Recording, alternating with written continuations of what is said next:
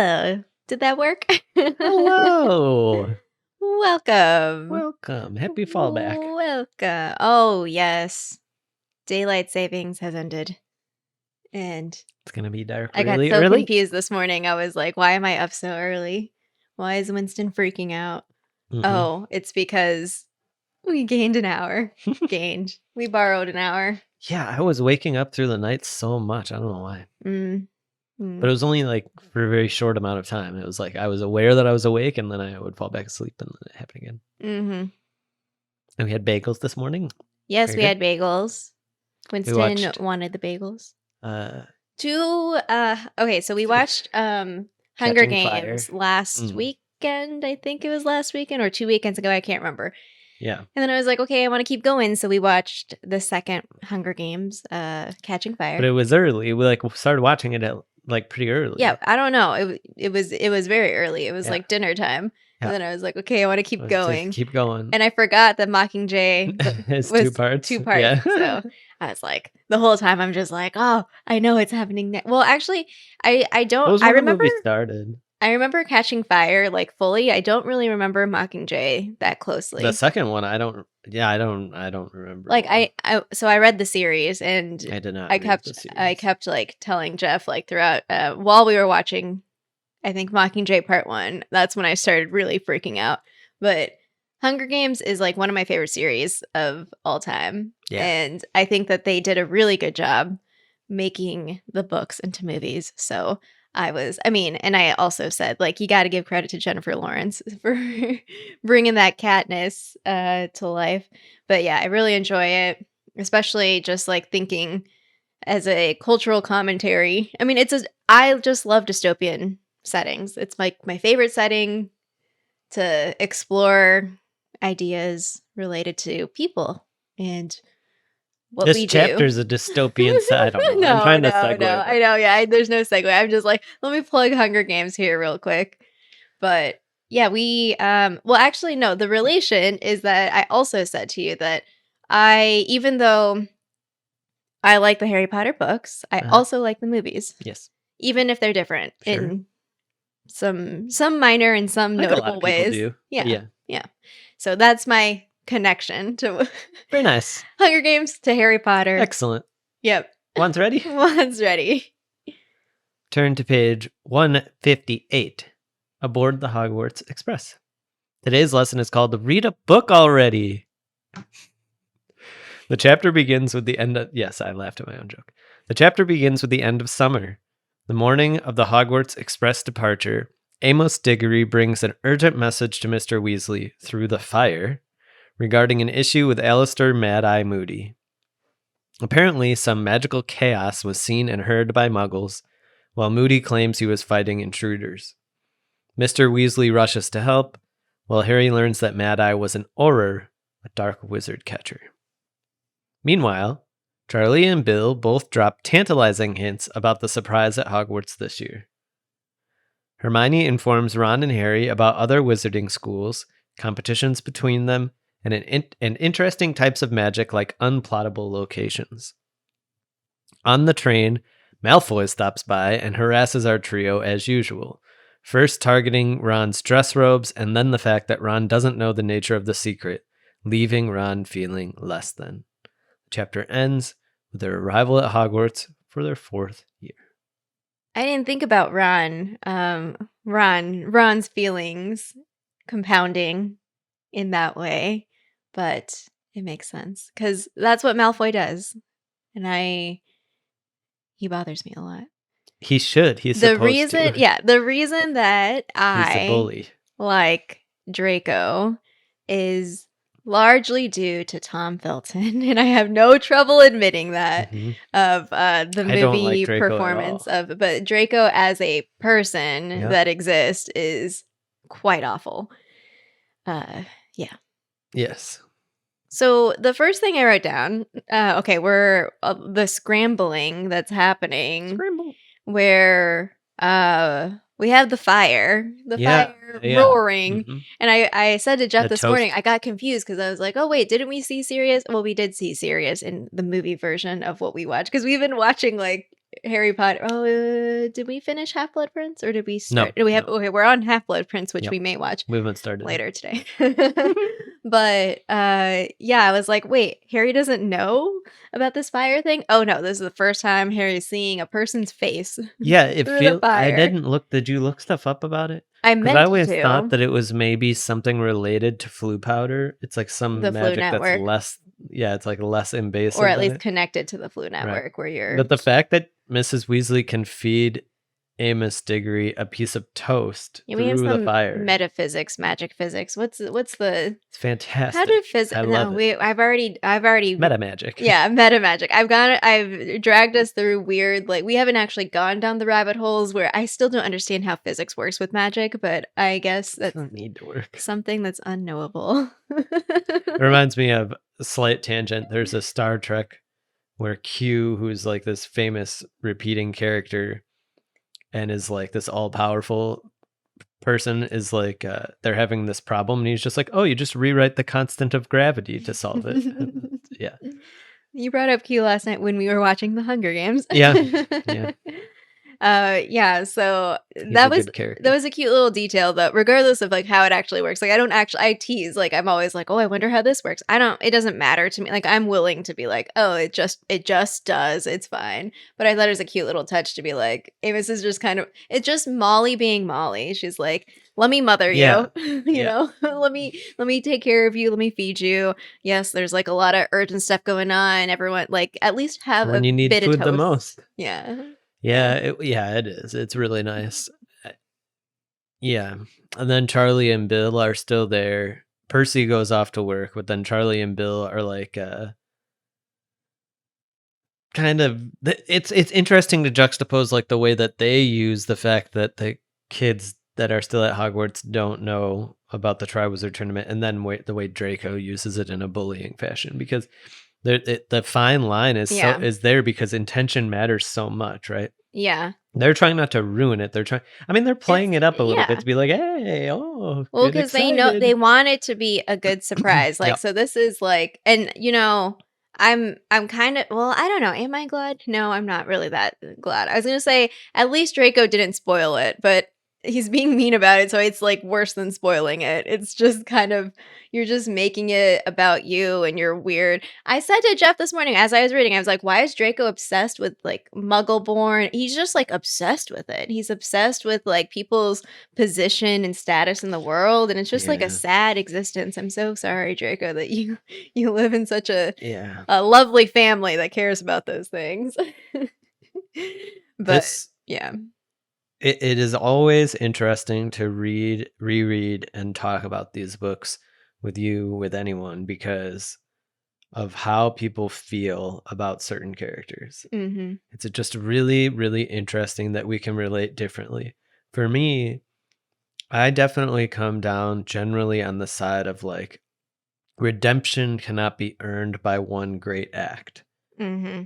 So Draco not saying like this is clearly Harry in book 7, Narcissa not saying that Harry is alive, Snape's whole arc, like I don't think redemption is earned in one act. You have to juxtapose that form of redemption or redemptive action versus like Dumbledore's form of redemptive action, which is a lifetime of effort to a certain end. Yeah, I think that so a couple things. One, reading slow, like one chapter a week. Well, I mean, over multiple years now with this podcast, really kind of it hits harder of like, oh yeah, like all of these interactions with Draco. I mean, every time Malfoy comes up, I'm just like, ew, like nobody wants you here. Get out of here. Like you're so annoying. You're so rude. You're so like why do you have to be so miserable all the time? Can't you just like, I don't know, go smell a flower and be like, oh, this is lovely. Like, can you do something with your life other than like causing pain to others? But on the other thought I had also was like, I really wish I could see. I mean, I wonder if this is in part why Cursed Child is kind of like a weird product after the Harry Potter series, is that we don't get to see what happens after the war. We don't see what does Draco pay his debt or whatever the actual phrase Does is. Like, Lucius go to jail? does he? No, he does not. So they're So in and the of debt is itself is not like, paid at all. I mean, there's obviously the debts of the father, like yeah, so yeah. they're on him. But I think it's really important to. I think then if you want to start complicating Draco, then you have to look at like James Potter, Mm-hmm. right? So that's where your question of what happens after all of this becomes important, because we know that Draco doesn't say go through with killing Dumbledore. Like there's something a bit more sensitive inside of him that he's Yeah. willing to listen to than others, in more of a James fashion of like eventually he eventually the better angels of James seem to win out. What we know about him seem to win out. Yeah, and I think that so if I were to play this out, I could imagine though, just thinking in terms of consistency with Draco, he probably wouldn't like repent. He would probably just like quietly live in the background Yes, he's a to Slytherin. survive, you know? Right, right. To like be like, okay, like I'm not gonna like actively act on these pureblood ideology ways, but I'm also not going to like Become a zealot against them. make up for all the harm that I Yeah. did. I could see that. Well, being on, he but certainly. we don't know. You definitely see that, and it's a very relatable thing because it comes down similarly to Narcissa, where it's like, oh well, I become so family oriented that like I'll just focus on my family and stay out of it. And Yeah. but that in and of itself is a particular way of doing things. Well, this is okay. This is gonna sound weird, but this is kind of like your own actual professional work with quantitative literacy. Is that I know this is gonna be a weird Oh, like boy. term, but like just because you're literate with numbers doesn't necessarily like it's about the intent. Like, what do you do with it? Like, what do you do with that knowledge? Yeah. What do you do with that? So yeah, I sort think of... the difference. It's the difference between like knowing and awareness, and then responsibility.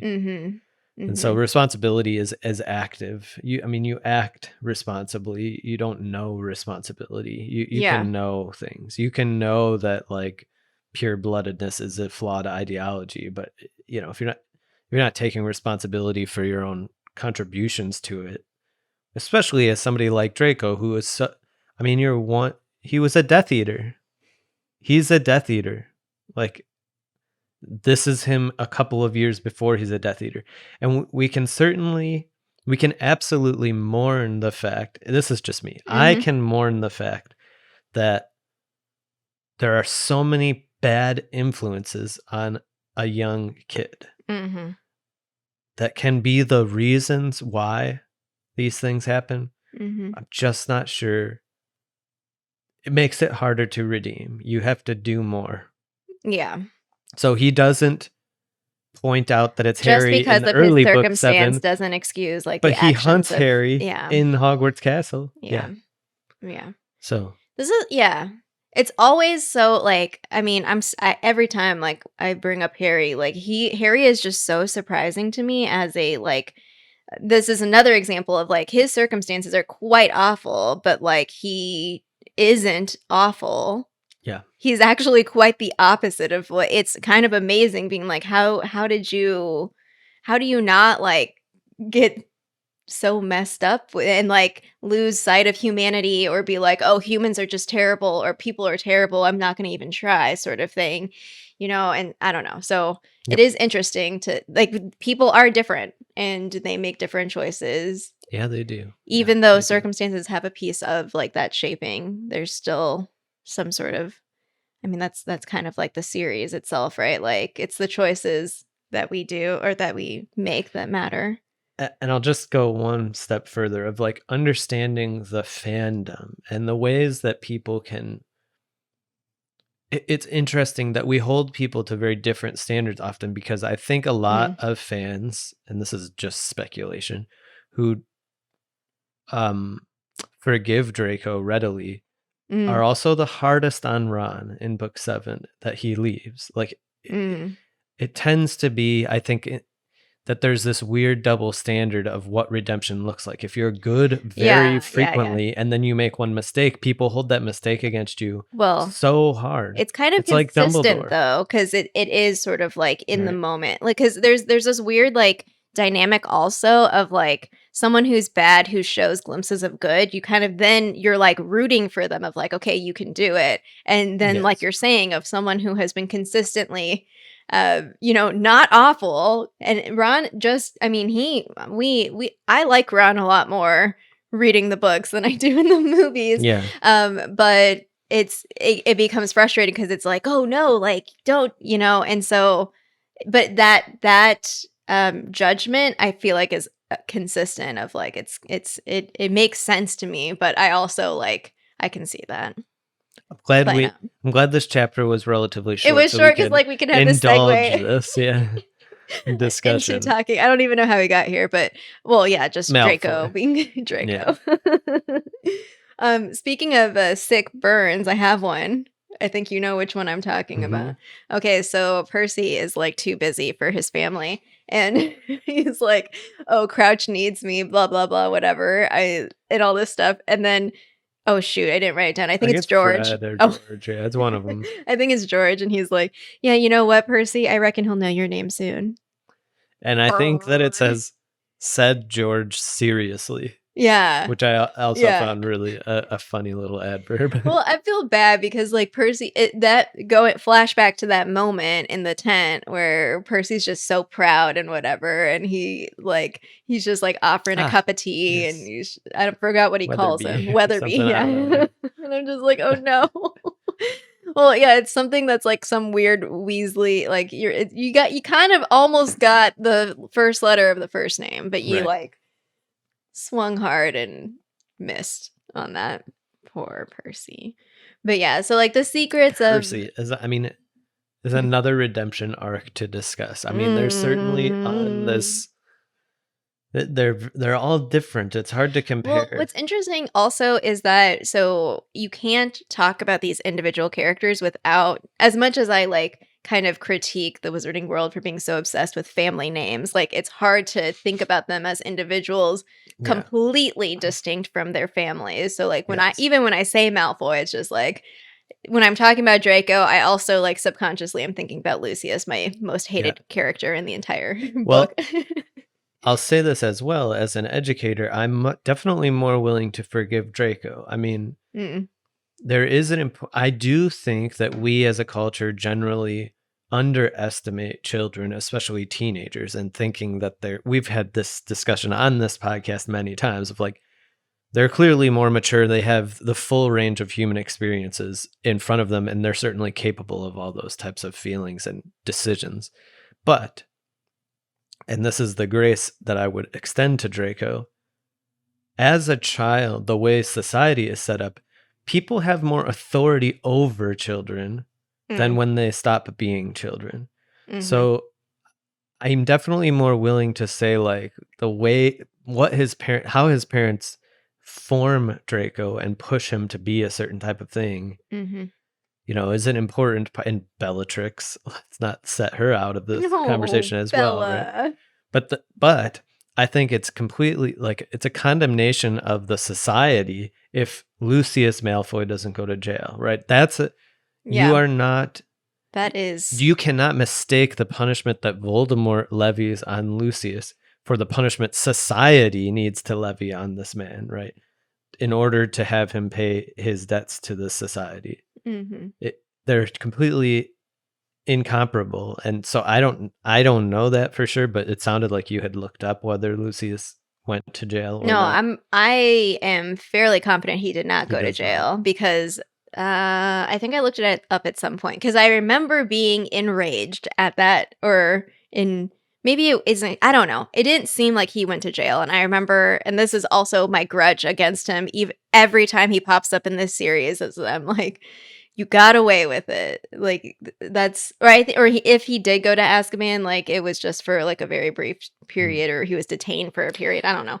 And to wrap it into this book, as we move forward, it's really interesting to then see the Crouch family And what happens here? Like, what happens moving forward here of like responsibility? And I mean, we've already seen the huge chapter with the dark mark, where Mr. Crouch is like, you accuse me of doing something wrong? How dare you, right? That he's compensated so much for this one actually big wrong that he commits on behalf of love and for his family and all of this. And it's a really complicated, that is also complicated because it's like, well, you can do things in the name of loving your family that shouldn't be forgiven just because you did them because you love your family, right? Yeah. That often the excuse or the reason for doing something isn't enough.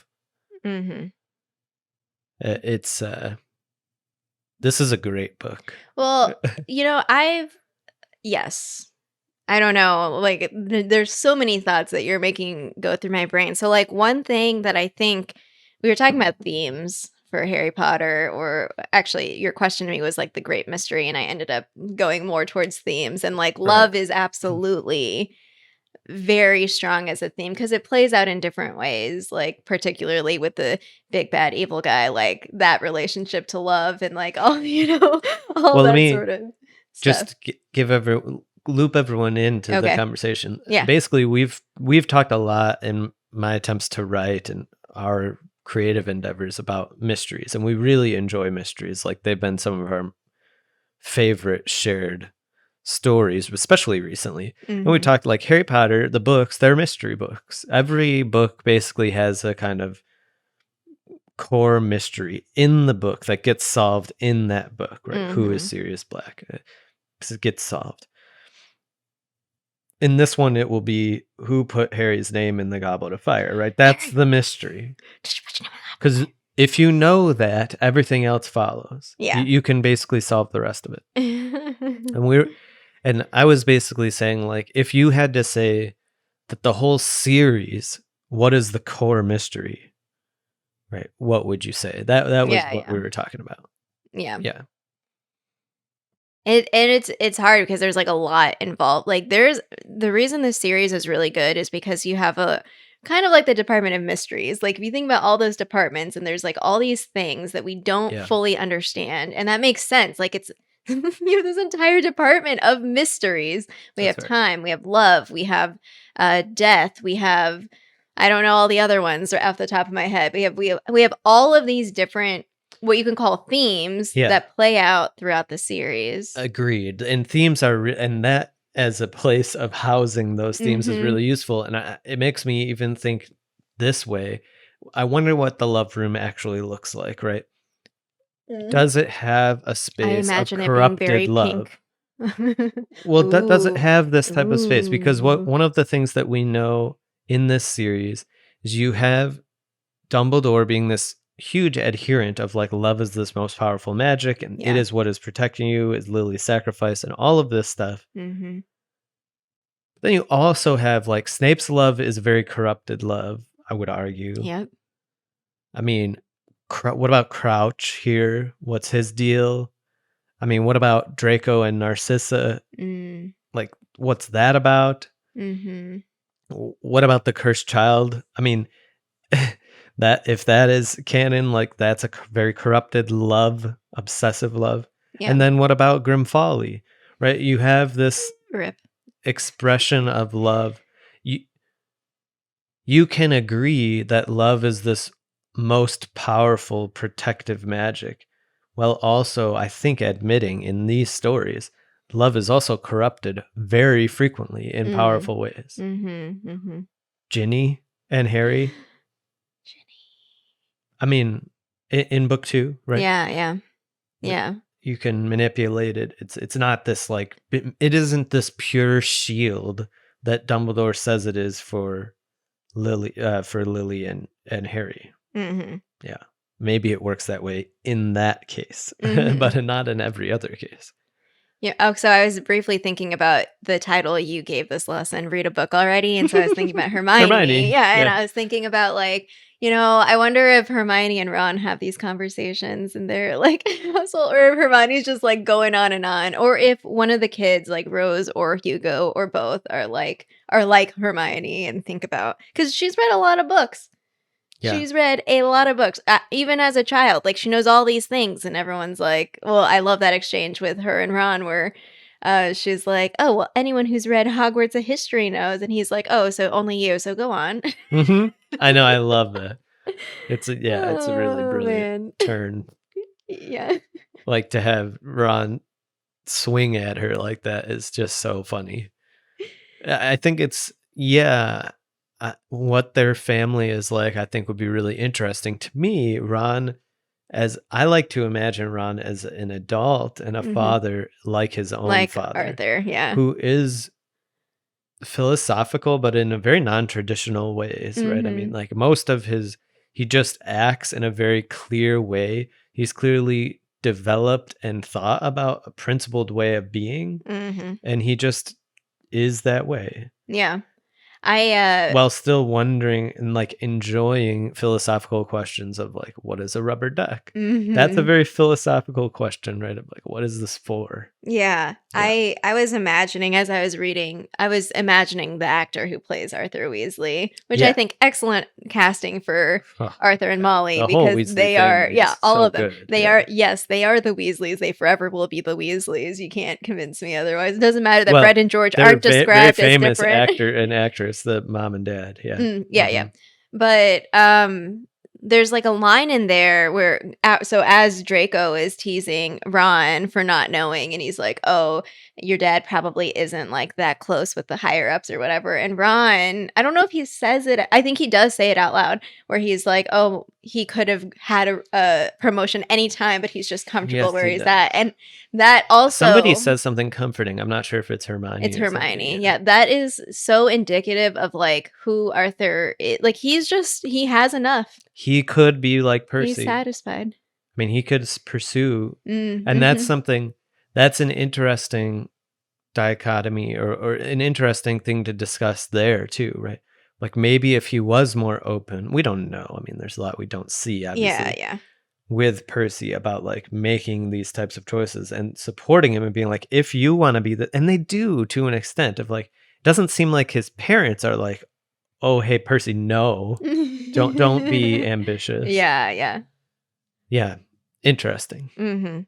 Sons and fathers, man. I don't know. Yeah. Well, there's many sons to the same father. Yeah, there is. It is interesting. And they all have little nuggets of the positive. Yeah. For sure. All right. Well. Also Mad-Eye. Mad-Eye. Yeah, we didn't even talk about Mad-Eye. There's a lot of sus things happening around here, and well, it's really enjoyable because having watched the movie, the book is so much more satisfying for me because of the clues. Yeah, so the first, because we don't see any of this. Yeah. And part of it, like, I can understand, like, okay, in terms of budgeting, if they like played out so many of these scenes in the wizarding world, it probably would be astronomically expensive. And and the all brilliance, the brilliance of introducing a character to us by saying they're paranoid, and then the end of the story learning that this thing that we learn this man is paranoid about, he was right. He was attacked. Yeah, it is interesting. Not only that, he lost the fight. It's because just phenomenal. They kind of treat it as like, oh, this old guy. Yes. Like, he's been through it. He's like, because he's like, he's been such an exceptional auror, he's just like haunted, kind of like PTSD somewhat. Like, that's what the vibe sounds like when they talk about him. But I love it. Yeah. Yeah, this book is crazy because we had a few chapters ago, like when you titled it The Best It'll Ever Get or whatever the title was, it was like As Good as It Gets. That's the title, I think. The Quidditch World Cup chapter. So we have that, and then so much more. And we're on the other side of the hill now. It's gonna I imagine go fast. If you were to put all of the Harry Potter books in like one large tome, you could like do the first half. We're like 1/4 through. No, you could do like the first half like in one direction, and then you can flip the other half, and it would be like that's how I imagine it is. Like, if you twist it, like, this Yeah. book halfway through goes like, whoa, what's going on? And then, like, the rest of the series is like, you know, trying to resolve that. Yes, because I think that it's true that the first 3 books and mysteries resolve positively. The next ones don't resolve positively. Like 4, 5, and 6. The mystery, when you solve them, when you learn them, like it's because something very bad has happened Until the very end. until the end. The 7th book kind of stand alone, which yeah. But I also, one more thing, I love meeting a character off screen, so to speak. Mm. Like we're meeting Moody right now. This is our first discussion of Moody, but he's not in the scene, which is also really fun. It's other people talking about him. Mhm. It's really like that. It's an Mhm. interesting way to do things. Yeah. Anywho, All right. until next time. Until next time, Wands Wands ready. ready.